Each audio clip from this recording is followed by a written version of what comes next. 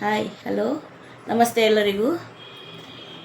ಈಗ ನಾನು ಫಸ್ಟ್ ನಿಮಗೆ ಒಂದೇ ಒಂದು ವಿಷಯ ಹೇಳೋಕ್ಕೆ ಇಷ್ಟಪಡ್ತಾ ಇದ್ದೀನಿ. ನಮ್ಮ ಒಂದು ನವ ಯೂನಿಟಿ ಅಂತ ಒಂದು ಕಂಪನಿ ಇದೆ.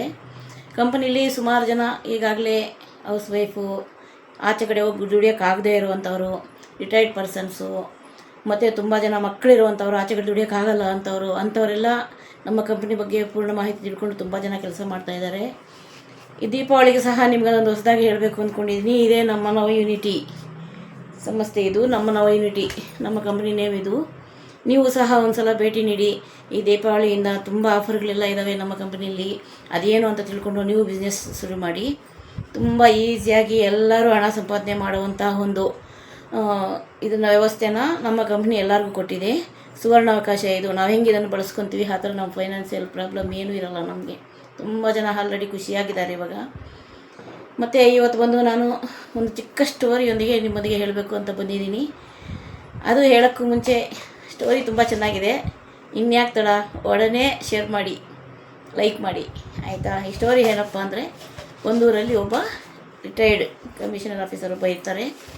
ಅವರು ಬೆಳಗ್ಗೆ ಸಂಜೆ ಒಂದು ಪಾರ್ಕಿಗೆ ವಾಕಿಂಗ್ ಹೋಗ್ತಾ ಇರ್ತಾರೆ, ಬೆಳಗ್ಗೆ ಸಾಯಂಕಾಲ. ಅವರೇನಪ್ಪ ಅಂದರೆ, ನಾನೊಬ್ಬ ಕಮಿಷನರು, ರಿಟೈರ್ಡ್ ಕಮಿಷನರು, ಅವ್ರಿಗೆ ಒಂದು ಹೆಮ್ಮೆ. ಯಾರೊಂದಿಗೂ ಮಾತಾಡಲ್ಲ, ಒಂದು ಲೆವೆಲ್ಲಾಗಿ ಹೋಗೋದು, ಆ ಕಡೆ ಈ ಕಡೆ ಎಲ್ಲೂ ನೋಡಲ್ಲ, ತನ್ನ ವಾಕಿಂಗ್ ಮಾಡೋದೇನೋ, ತನ್ನ ಬರೋದೇನೋ.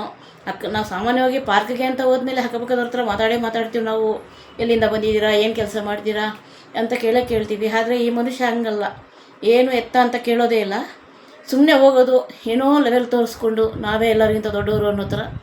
ಯಾರನ್ನೂ ಅಕ್ಕಪಕ್ಕ ನೋಡಲ್ಲ, ಹೋಗೋದು, ವಾಕಿಂಗ್ ಮಾಡೋದು, ಬರೋದು, ಹಿಂಗೆ ಮಾಡ್ತಾಯಿರ್ತಾರೆ. ಒಂದು ದಿವಸ ಏನಾಗುತ್ತೆ, ಕಾಲು ಉಳುಕ್ಬಿಡುತ್ತೆ ಆಯ್ತಂಗೆ. ಕಾಲು ಉಳುಕಿದಾಗ ಏನಾಗುತ್ತೆ, ಹಾಗೆ ಕೊಂಡ್ಕೊಂಡೋಗಿ ಒಂದು ಕಲ್ಲು ಬೆಂಚ್ ಮೇಲೆ ಹಂಗೇ ಇದು ಮಾಡಿ ಕೂತ್ಕೊಂಡ್ಬಿಡ್ತಾರೆ.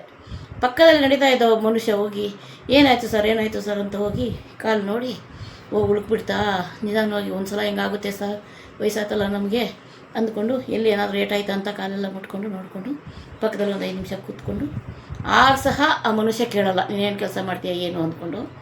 ಸರಿ, ಇಬ್ಬರು ತನ್ನ ಪಾಡು ತಾನು ಮಾರ್ಕಲ್ಲಿ ವಾಕಿಂಗ್ ಮುಗಿತು ಹೋಗ್ತಾರೆ ಮನೆಗೆ. ಮಾರನೇ ದಿವಸ ಎಸ್ತಾ ಸ್ಥಿತಿ. ನಿನ್ನೆ ತಾನೇ ನೋಡಿದ್ರಲ್ಲ ಆ ಮನುಷ್ಯನ, ದಿನೇ ಮಾತಾಡೋಕ್ಕೆ ಶುರು ಮಾಡ್ತಾರೆ. ಏನು ಮಾತಾಡ್ತಾರೆ, ನಾನು ಕಮಿಷನರ್ ಆಗಿದ್ದಾಗ ನಾನು ಆ ಕೆಲಸ ಮಾಡಿದ್ದೆ, ಅದು ಮಾಡಿದ್ದೆ, ಇದು ಮಾಡಿದ್ದೆ, ಇದನ್ನೇ ಹೇಳ್ತಾ ಇರ್ತಾರೆ ದಿನ. ನಾನು ಅಲ್ಲಿ ಒಳ್ಳೆ ಕೆಲಸ, ಒಂದು ಕೇಸ್ ಇದು ಮಾಡಿದೆ, ಈ ಕಡೆ ಕೇಸಸ್ ಇದು ಮಾಡಿದೆ, ನಾನು ಅಂಥವ್ರಿಗೆ ಹಿಂಗೆ ಮಾಡಿದ್ದೀನಿ, ಇಂಥವ್ರಿಗೆ ಹಿಂಗೆ, ಇದೇ ಆಗೋಯ್ತು ಅವ್ರ ಕೆಲಸ. ಈಯಪ್ಪ ದಿನ ನಾವು ಎದುರು ಮಾತಾಡಿದರೆ ಏನು ಅಂದ್ಕೊತಾರೋ ಅಂದ್ಕೊಂಡು ದಿನ ಅವ್ರು ಕೇಳಿದ್ದೆ ನೀವು ಅಂದ್ಕೊಂಡು ಬರ್ತಾ ಇರ್ತಾರೆ. ಒಂದು ದಿವಸ ಇವ್ರಿಗೆ ಆಗಲ್ಲ ಇರಲಿಕ್ಕೆ.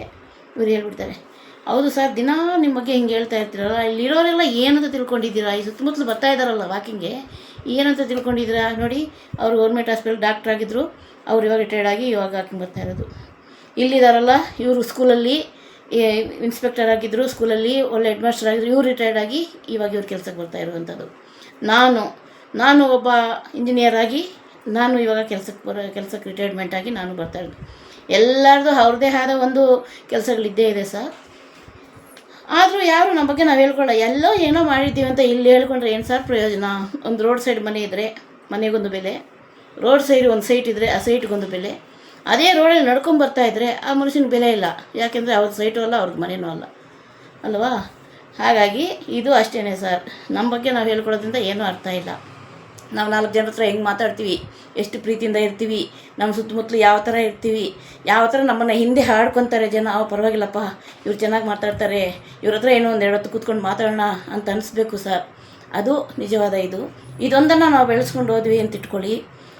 ನಮ್ಮ ಅಕ್ಕಪಕ್ಕ ನಾವು ಪ್ರೇಮದಿಂದ ಮಾತಾಡೋದಾಗು, ನಾವು ನೋಟದಿಂದ ಆಗ್ಬೋದು, ಅಥವಾ ನಾವು ಮಾತುಗಳು ಅವ್ರಿಗೆ ಅದರಿಂದ ಏನಾದರೂ ಒಂದು ಅವಶ್ಯಕತೆ ಆಗುವಂಥದ್ದು ನಾವು ಮಾತಾಡಿರಬೇಕು ಅವ್ರಿಗೆ. ನಾವು ಚೆನ್ನಾಗಿದ್ವಿ, ನಾವು ಹಿಂಗೆ ಮಾಡಿದ್ವಿ ಅನ್ನೋದ್ರಿಂದ ಅವ್ರಿಗೇನು ಅದರಿಂದ ಲಾಭ ಬರೋಲ್ಲ.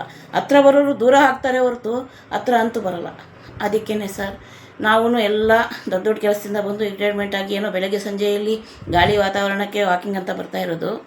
ಅದಕ್ಕೋಸ್ಕರ ಏನು ಅಂದ್ಕೋಬೇಡಿ, ನಾನು ಈ ಥರ ಹೇಳಿದ್ದೀನಿ ಅಂತ, ಮನಸ್ಸಿಗೆ ಅನಿಸಿದ್ದನ್ನು ಹೇಳಿದೆ ಅಂತ ಅಂದ್ಬಿಟ್ಟು ಅವೇ ಹೇಳ್ತಾರೆ. ಇವ್ರಿಗೆ ಒಂದೇ ಸಲ ಶಾಕ್, ಈ ಅಪ್ಪನಿಗೆ ಏನಪ್ಪ ಹಿಂಗೆ ಅಂದ್ಬಿಟ್ರಲ್ಲ ಇವರು ಅಂದ್ಕೊಂಡು. ಅಲ್ವಾ ಸ್ನೇಹಿತರೆ, ಅವ್ರು ಹೇಳಿದ ನಿಜ ಇದೆ. ನಾವು 4 ಜನರ ಹತ್ರ ಹೆಂಗೆ ನಗ್ನಕ್ಕೊಂಡು ಮಾತಾಡ್ತೀವಿ, ಯಾವ ಥರ ಒಳ್ಳೆ ನಮಗೆ ಗೊತ್ತಿರೋದನ್ನು ಇನ್ನೊಬ್ರಿಗೆ ಹೇಳ್ತೀವಿ, ಈ ಥರ ಎಲ್ಲ ಹಿಂಗೆ ಮಾಡು ಅಂತ ಹೇಳ್ತೀವಿ, ಗೊತ್ತಿಲ್ಲದೆ ಇರೋಣ ಇದು ಹಿಂಗೆ ಅಂತ ಕೇಳ್ತೀವಿ. ಅದು ಮಾತಾಡೋ ರೀತಿ ಆಗ್ಬೋದು, ನೋಡೋ ನೋಟ ಆಗ್ಬೋದು, ನಮ್ಮ ಮಾತಲ್ಲಿ ಎಷ್ಟು ವಿನಯ ವಿಧೇಯತೆ ಇರುತ್ತೋ, ಹಿಂದ್ಗಡೆ ಇಷ್ಟು ನಮ್ಮನ್ನು ಹಿಂದ್ಗಡೆ ಹೆಂದ್ಕೊತಾರೋ ಪರವಾಗಿಲ್ಲ, ಇವ್ರ ಹತ್ರ ಹೋದಾಗ ಚೆನ್ನಾಗಿ ಮಾತಾಡ್ತಾರಪ್ಪ, ಬಾಯಿ ತುಂಬ ಮಾತಾಡ್ತಾರಪ್ಪ ಅಂತ ಒಂದು ಹೆಸರನ್ನು ನಾವು ತಗೋಬೇಕು. ನಮ್ಮಲ್ಲಿ ನಾವು ಗತ್ತಾಗಿ ಹೇಳ್ಕೊಳ್ಳೋದ್ರಿಂದ, ನಾವು ಲೆವೆಲಾಗಿ ಹೇಳ್ಕೊಳ್ಳೋದ್ರಿಂದ ನಮಗೇನು ಅದರಲ್ಲಿ ಲಾಭ ಇಲ್ಲ. ನಾವು ಹೇಳ್ಕೊಳ್ಳೋದ್ರಿಂದ ಹೌದು ನನಗೆ ಎಲ್ಲರೂ ಅವ್ರವ್ರಿಗೆ ಆದ ಅವ್ರವ್ರ ಸಾಹುಕಾರನೇ, ಅವ್ರವ್ರಿಗೆ ಆದ ಲೆವೆಲ್ ಅವ್ರಿಗಿದ್ದೇ ಇರುತ್ತೆ, ಅವ್ರವ್ರಿಗೆ ಹಣ ಆಸ್ತಿ ಇದ್ದೇ ಇರುತ್ತೆ. ಹಂಗಂತ ಹೇಳಿ ಇನ್ನೊಬ್ರಿಗಂತೂ ಯಾರು ಏನೂ ಕೊಡೋಕ್ಕಾಗಲ್ಲ. ನಾವಿರೋ ಸ್ವಲ್ಪ ದಿವಸ ನಗುಬುಖದಿಂದ 4 ಜನರ ಹತ್ರ ಹೇಗೆ ಬಿಹೇವಿಂಗ್ ಮಾಡ್ತೀವಿ ಅನ್ನೋದೇ ನಮಗೆ ಮುಖ್ಯ. ಅದೊಂದನ್ನು ನಾವು ಬೆಳೆಸ್ಕೊಂಡು ಹೋಗ್ತಾ ಇತ್ತು ಅಂದರೆ ನಮ್ಮ ಜೀವನದಲ್ಲಿ ಅನೇಕ ಬದಲಾವಣೆಗಳು ನಾವೇ ನೋಡ್ತೀವಿ. ಒಬ್ಬರು ಕಷ್ಟ ಸುಖ ಕೇಳಿದಾಗ, ಒಬ್ರನ್ನ ನಾವು ಮಾತಾಡಿಸಿದಾಗ, ಅವ್ರ ಕಷ್ಟ ಸುಖ ಏನಿದೆ ಅಂತ ತಿಳ್ಕೊಂಡಾಗ ಅವ್ರಿಗೂ ಒಂದು ಆಗೋರ ಮನಸ್ಸಿಗೆ ಎಷ್ಟು ಚೆನ್ನಾಗಿ ಮಾತಾಡ್ತಾರಪ್ಪ ಇವರು. ಅದೇ ನೀವು ಗೊತ್ತಾಗಿ ಅವ್ರು ಮಾತಾಡ್ತಾ ಇದ್ರೂ ಈ ಕಡೆ ತಿರುಗಿದಂಗೆ ನೋಡ್ತಾ ಇದ್ದರೆ ನಮಗೆ ಅದು ಅವರು ಮನಸ್ಸಲ್ಲಿ ಅಂದ್ಕೊತಾರೆ, ಮನುಷ್ಯ ಎಷ್ಟು ದಿವಸ ಅಂತ ಇರ್ತಾರೆ, ಯಾಕೆ ಈ ಥರ ಹೋಗ್ತಾರೆ ಅಂತ. ಇರೋ ಕೆಲವೇ ದಿವಸಗಳಲ್ಲಿ ಎಲ್ಲರ ಹತ್ರ ನಗ್ತಾ ಇರೋಣ, ಸಂತೋಷವಾಗಿರೋಣ, ನಮಗೆ ಗೊತ್ತಿದ್ದನ್ನು ಅವ್ರಿಗೆ ಹೇಳೋಣ, ಅವ್ರ ಹತ್ರ ಬೇಕಾಗಿರೋದು ನಾವು ತಿಳ್ಕೊಳ್ಳೋಣ. ಇಷ್ಟೇ ಅಲ್ವಾ ಜೀವನ ಸ್ನೇಹಿತರೆ. ಈ ಕತೆ ನಿಮ್ಗೆ ಇಷ್ಟ ಆಗಿದೆ ಅಂದ್ಕೊತೀನಿ. ನಿಮ್ಮ ಜೀವನದಲ್ಲಿ ನೀವು ಈ ಥರ ಏನಾದರೂ ಚೇಂಜಸ್ ಮಾಡ್ಕೊಳ್ಳಿ. ಅನೇಕ ಬದಲಾವಣೆಗಳು ನಾವು ಮಾಡ್ಕೊಂಡಾಗ ಅಷ್ಟೇ ನಾವು ಚೆನ್ನಾಗಿರಲು ಸಾಧ್ಯ. ನಾವು ಮುಖ ಗಂಟು ಮಾಡಿಕೊಂಡು ಸಪ್ಪಗಿದ್ದುಕೊಂಡು ನಮ್ಮ ಮನಸ್ಸಲ್ಲಿ ಎಷ್ಟೇ ನೋವುಗಳಿರಲಿ, ನಮ್ಮ ಮನೇಲಿ ಎಷ್ಟೇ ಕಷ್ಟಗಳಿರಲಿ, ನಾವು ಆಚೆ ಕಡೆ ತೋರಿಸ್ದಂಗೆ ನಗ್ನಗ್ತಾ ಮಾತಾಡ್ಕೊಂಡಿದ್ದಾಗಷ್ಟೇ ನಮಗೂ 4 ಜನರ ಬಗ್ಗೆ ಗೊತ್ತಾಗುತ್ತೆ, ನಮ್ಮ ಬಗ್ಗೆ ಅವ್ರಿಗೂ ಗೊತ್ತಾಗುತ್ತೆ ಅಲ್ವಾ ಸ್ನೇಹಿತರೆ. ಚೆನ್ನಾಗಿದೆ ಅಂದ್ಕೊತೀನಿ, ನಿಮಗೂ ಇಷ್ಟ ಆಗಿದೆ ಅಂದ್ಕೊತೀನಿ. ದಯವಿಟ್ಟು ಈ ಕಥೆನ ಶೇರ್ ಮಾಡಿ, ಒಡನೆ ಶೇರ್ ಮಾಡಿ, ಲೈಕ್ ಮಾಡಿ. ಇನ್ನೊಮ್ಮೆ ಹೇಳ್ತಾ ಇದ್ದೀನಿ, ನಮ್ಮ ನವಯುನಿಟಿ ಕಂಪನಿ ಬಗ್ಗೆ ಒಂದು ಸಲ ನಮ್ಮ ನವಯುನಿಟಿ ಜಾಲಹಳ್ಳಿ ಕ್ರಾಸಲ್ಲಿ ಇದೆ ಹೆಡ್ ಆಫೀಸ್. ಇದು ಬಂದು ಇದರಲ್ಲಿ ಏನು ಅಂತ ಪೂರ್ಣ ಮಾಹಿತಿ ತಿಳ್ಕೊಂಡಾಗ ನೀವೇನು ಅಮೌಂಟ್ ಖರ್ಚು ಮಾಡ್ದಂಗೆ, ದುಡ್ಡು ಹಾಕ್ದಂಗೆ ಫ್ರೀಯಾಗಿ ಯಾವ ಥರ ಬಿಸ್ನೆಸ್ ಮಾಡ್ಬೋದು ಅನ್ನೋದನ್ನು ನಾವು ಹೇಳ್ಕೊಡ್ತೀವಿ. 20 ವರ್ಷದಿಂದ 80 ವರ್ಷದವರೆಗೂ ಓದಿಲ್ಲದೇ ಇರಲಿ, ಇಂಗ್ಲೀಷ್ ಬರದೇ ಇರಲಿ, ಇದರಿಂದ ಹೇಗೆ ನೀವು ಕೆಲಸ ಮಾಡ್ಬೋದು ಅನ್ನೋದನ್ನು ನಾವು ನಿಮಗೆ ಟ್ರೈನಿಂಗ್ ಕೊಡ್ತೀವಿ. Thank you.